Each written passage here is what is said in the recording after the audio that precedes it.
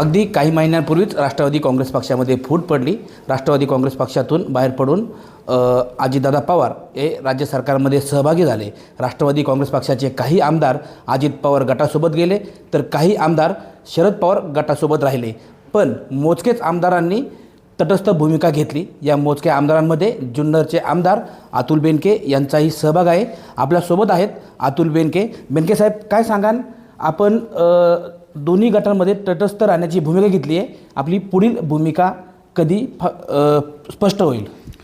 नाही, कसं आहे, पवारसाहेब आमचे नेते आहेत, अजितदादा आमचे नेते आहेत. मला कुठली साईड निवडायची याच्यापेक्षा मी कोणा एकाला सोडू शकत नाही. आणि मी एखाद्या माझ्या राजकीय भूमिकेमुळं माझ्या जुन्नर तालुक्याचं नुकसान नाही झालं पाहिजे ह्या मताचा मी आहे. म्हणून मी डे 1ला जेव्हा दादांनी मला बोलवलं, शपथ घेतली, तेव्हा शपथपत्र मी दादांना दिलेलं आहे.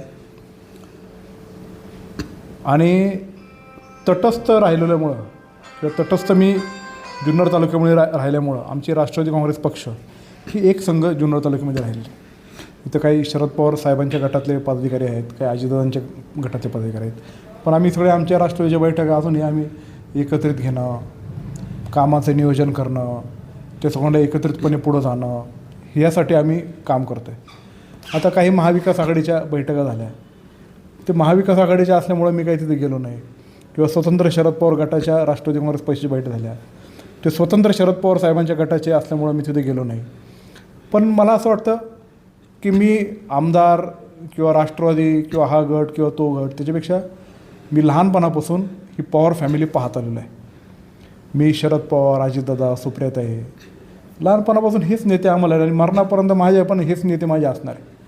पण असं घडल्यामुळं मी या कुटुंबातला सदस्य आहे आणि कुटुंबातल्या सदस्याची जशी भावना होती अशा गोष्टी झाल्यानंतर तशी भावना माझी झालेली आहे. आणि म्हणून ह्या सगळ्या गडबडीत मी डे 1ला जी माझी भूमिका जाहीर केली की मी तटस्थ राहणं पसंत करेल. आणि असंच जर गोंधळाची आमच्याच कुटुंबातली परिस्थिती असेल तर माझी मानसिकता नाही की निवडणूक लढवण्याची. आणि तदनंतर मला दादांनी महाराष्ट्र शासनाच्या वतीने खूप मदत केलेली आहे. मलाच असं नाही तर शरद पवार गटातल्या काही आमदारांना पण त्यांनी मदत केलेली आहे. मी दादांच्या अत्यंत जवळच आहे, शरद पवार साहेबांच्या जवळच आहे.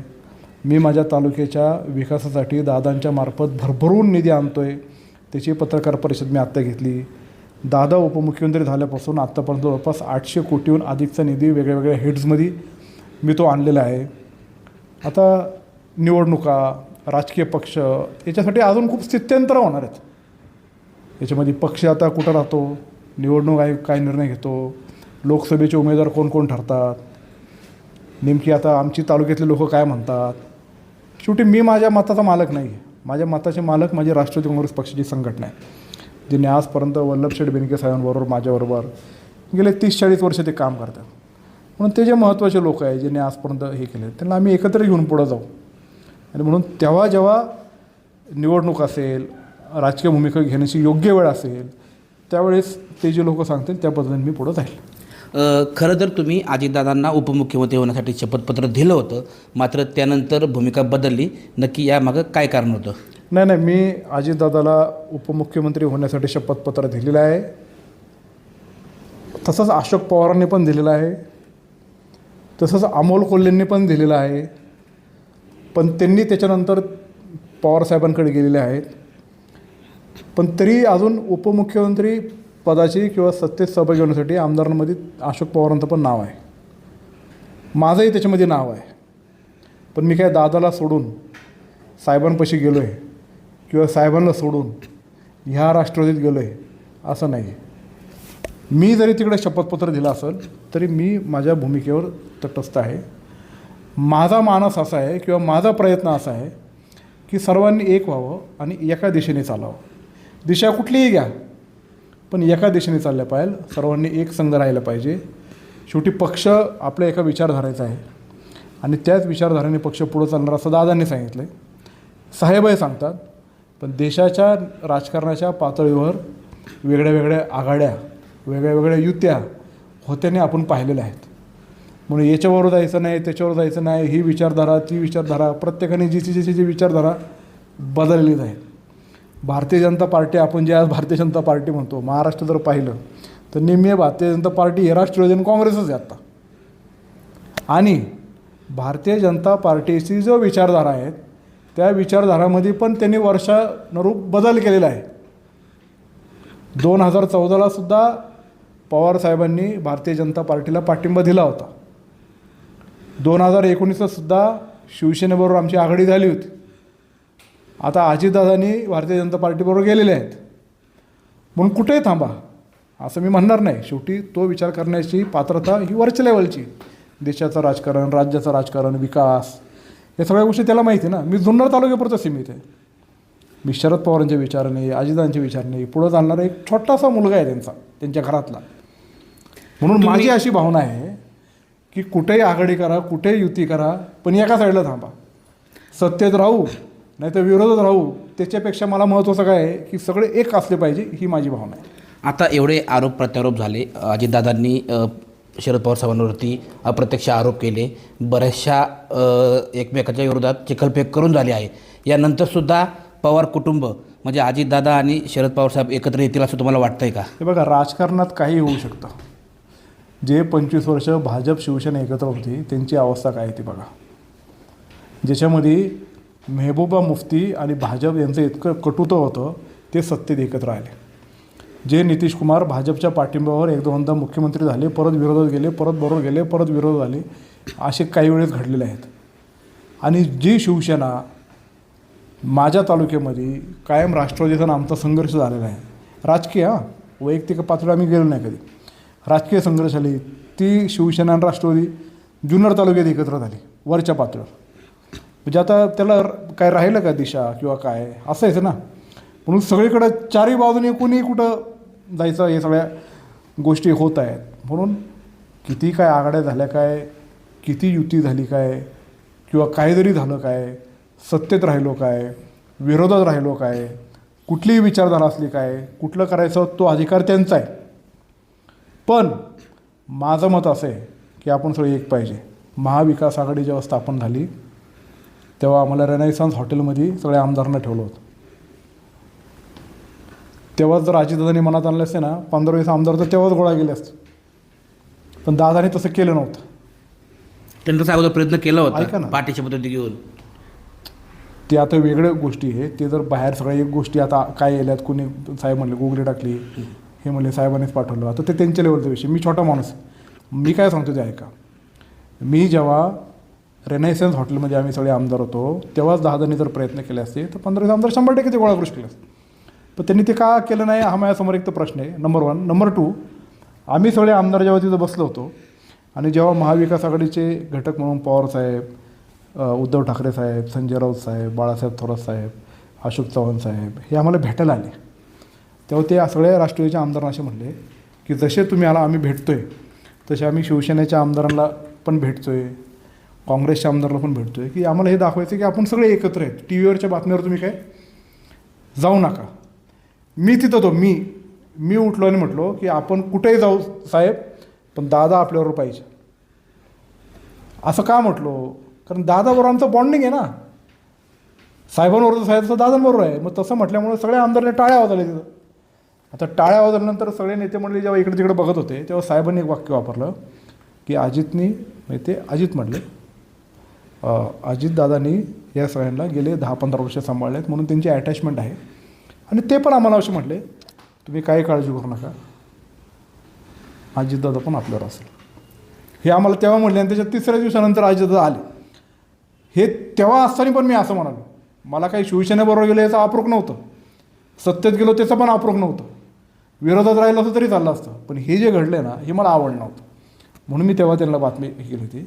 आणि अजूनही मला दादांचं पण तेच सांगणे, काहीतरी झालं तरी तुमचं अजितदादांशी चांगलं बॉन्डिंग आहे, मग तुम्हाला निर्णय घ्यायला उशीर का होतोय? माझं जसं दादांबरोबर आहे तसं आत्ताही दादांना पण मी तेच सांगतोय की काही जरी झालं तर साहेब आपल्याला बरोबर पाहिजे, असं पण मी दादांना सांगतोय. मी जसं तेव्हा म्हटलं तसं आत्ता पण मी दादांना सांगतोय किंवा जे वरिष्ठ नेते असेल त्यांना सांगतोय. तुम्ही काही प्रयत्न करताय का पवार फॅमिली एकत्र यासाठी? तुम्ही काही प्रयत्न करताय का? मी आधी सांगतो, मी छोटा माणूस आहे, पण माझा छोट्या पद्धतीने काय माझा प्रयत्न असेल तर मी करतो, माझी भावना व्यक्त करून दाखवतो. साहेब जेव्हा मागं तालुक्यात आले होते तेव्हा माझ्या घरी आले होते, घरी आल्यावर आम्ही त्यांना म्हटलो की मला काय वाटतं हे त्यांना बोललो. त्यांनाही झालं होतं, ते असं जे म्हणाले. म्हणून मला काय म्हणायचं आहे, तुम्ही मला पहिला प्रश्न जो विचारला होता की एवढी आता कटुता झाली, तुम्हाला असं वाटतं का ते एकत्र काय होऊ शकतं राजकारणात? जे BJP शिवसेना 25 वर्ष आजही झाली ते पुढे एक होऊ शकतात, हे परत एकत्र होऊ शकतात. लोकसभेनंतर काय होऊ शकतं, लोकसभेच्या आधी होऊ शकतं. जर काही निकाल लागला विधानसभा अध्यक्षाकडं किंवा याच्याकडं, असे लय स्थित्यंतर घडत जातात. आणि तेव्हा तेव्हा जे घडन ते तेव्हा ते होत राहील. आणि त्या दृष्टिकोनातून पुढं जाण्यासाठी माझी तरी ईश्वराचरणी हीच प्रार्थना आहे की सगळे एक व्हायला पाहिजे. आणि त्यांचं पाईक म्हणून जुन्नर तालुक्यात मी लढायला तयार आहे सगळ्यांना. असो, शिरूर लोकसभेचे खासदार डॉक्टर अमोल कोल्हे यांनी शेतकऱ्यांच्या प्रश्नाकडे लक्ष वेधण्यासाठी या भागातून शेतकरी आक्रोश यात्रा काढलेली आहे. या यात्रेला कसा प्रतिसाद मिळतोय, काय सांगाल? शेतकऱ्यांसाठी आक्रोश यात्रा काढली, त्याचा मी शेतकरी म्हणून निश्चित प्रकारे पाठिंबा त्याला दिलेला आहे. जुन्नर तालुक्यातून तो मोर्चा जेव्हा निघाला तेव्हा शिवसेना, काँग्रेस आणि राष्ट्रवादी काँग्रेस पक्षाचे सगळेच पदाधिकारी त्याच्यामध्ये उपस्थित होते. माझे जवळचे सगळे लोक ते म्हणले काय करायचं, म्हणलं जाऊ आपल्या शेतकऱ्यांसाठी खासदार साहेबांचा, आपले खासदार साहेब येते त्या मोर्चाला ते गेले होते. पण शेतकरी म्हणावं तसं सहभागी त्याच्यामध्ये झाला नाही. त्याचं कारण असं आहे की शेतीतले कामं खूप मोठ्या प्रमाणामध्ये आत्ता सध्या चालू आहे. काही दुसऱ्या भरणीवर शेतीचं कामं आलेलं आहे, ते त्याच्यामध्ये व्यस्त आहेत. आणि ओसच शेतकऱ्यांसाठीच काढायचा आणि शेतकऱ्यांना भेटीत धरायचा आणि 30 लोकं परत गोळा करायची. आणि म्हणून त्यांना वाटलं असेल, नियोजनात तर काही मी सहभागी नव्हतो, पण असं झालं असेल. आणि तो महाविकास आघाडीचा मोर्चा आहे, राजकीय पक्षांचा मोर्चा आला. शेतकऱ्यांसाठी प्लेन असता तर अनेक लोक सहभागी झाले असतात. पण सध्याची सगळीकडची राजकीय परिस्थिती पाहता महाराष्ट्रातला किंवा जुन्नर तालुक्यातला सर्वसामान्य जो नागरिक आहे तो लय लवकर ओपन होत नाही, तो त्याचं मत देत नाही. काय होईल काय सांगता येत नाही. म्हणून त्याचं जे काय मत आहे तो बरोबर मतपेटीतून दाखवेल काय करायचं काय नाही ते. पण लय पुढे यायला लोक नाही म्हणतात.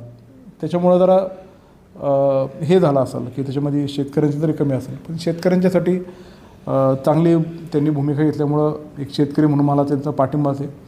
पण तो पक्षाचा असल्यामुळं मी त्यात काही सहभागी नाही आलो. शेतकरी मोर्चावरती बरीच टीका झाली आहे. हा अभिनयाचा मोर्चा आहे किंवा प्रत्यक्ष अमोल कोल्ह्यांवरती सुद्धा अगदी खाजगी लेवलवरती वैयक्तिक पातळीवरती टीका झाली आहे. तुम्ही काय सांगाल? ज्यांनी टीका केली त्याच्याबद्दलच अमोल कोल्हेने त्यांची प्रतिक्रिया दिलेली आहे. त्यांनी यांच्यावर टीका केली, यांच्यावर असे बोलले, याच्यात मी पडू इच्छित नाही. आणि मी त्याच्यावर भाष्य करणं हे योग्य नाही. शेवटी ते राजकीय भूमिकेतून सगळेजण टीका करतात. त्यांना काही वैयक्तिक अमोल कोल्हे दुश्मन आहे किंवा हे असं नाही. ज्याची राजकीय भूमिका जेव्हा जे घेतात त्याच्यानुसार घेतात. आता माझी जर राजकीय भूमिका अजून हे नसल्यामुळं मी कशाला काय कोणावर बोलू. आणि मी माझ्या राजकीय कारकिर्दीत इलेक्शन सोडलं, मी निवडून आल्यानंतर पण तुम्ही आमच्या पत्रकारांना विचारा जुन्नरमध्ये कुणी माझ्यावर किती टीका केली, मी त्यांच्यावर टीका करत नाही. फक्त पॉलिसीज बाबतीत काय सुधारणा असली मी करतो, पॉलिसी जर काय असेल थोडंफार मी बोलतो. पण त्यांच्यावर मी काय बोलत नाही आणि त्या भानगडीत मी पडणार पण नाही. आणि कोणी कोणावर टीका केली की त्याच्यावर मी काय उत्तरसुद्धा देणार नाही. तुम्ही असं म्हटलात की हा जो शेतकरी आक्रोश मोर्चा आहे याला थोडंसं राजकीय वळण लागल्यामुळे शेतकरी यापासून दुरावला आहे. मात्र अमोल कोल्हे यांनी जे प्रश्न उपस्थित केले त्या मोर्चाच्या माध्यमातून शेतकऱ्याची कांदा निर्यात बंदी असेल किंवा दुधाला जे अनुदान मिळालं आहे ते सर्व शेतकऱ्यांना मिळत नाही, या प्रश्नाबाबत आपली भूमिका काय आहे? याबाबत आपण काही आवाज उठवणार आहात की उठवलेला आहे? उठवलेलंच आहे. केंद्र सरकारने जेव्हा निर्यात बंद केली तेव्हा सरकारचा मी त्याच दिवशी निषेध व्यक्त केलेला आहे. आणि त्यांनी निर्यात बंदी उठवावी याच्याकरता मी दादांकडं पण सांगितलेलं आहे. अजितदादांनी ती निर्यात बंदी उठवण्यासाठी किंवा निर्यात पॉलिसीचं ठरवण्यासाठी ते असं म्हणाले की ते अमित शहांची भेटसुद्धा घेणार आहे. एक्सपोर्टला जो कांदा कंटेनरमध्ये पडून होता ते एक्सपोर्टच्या कांद्याची मोकळी करून देण्यासाठी जेव्हा दादांच्या निदर्शनास आलं, आमचे काही व्यापारी त्यांच्याकडे गेले तर अजितदादांनी त्याच्यामध्ये मदतसुद्धा केलेली आहे. आणि शेतकऱ्यांचा नेता म्हणून जसं पवारसाहेब आहे तसे अजितदादा आहे. म्हणून त्यांनी त्याच्यातून मार्ग काढावा असं दादांना सुद्धा सांगितले आणि निश्चित प्रकारे दादा काढतील असा मला विश्वास आहे. शेतकरी आक्रोश मोर्चाला राजकीय वळण लागल्यामुळं त्यापासून शेतकरी दुरावला आहे असं मत जुन्नरचे आमदार अतुल बेनके यांनी व्यक्त केलं आहे. टाइम्स नाऊ मराठीसाठी सचिन तोडकर, जुन्नर.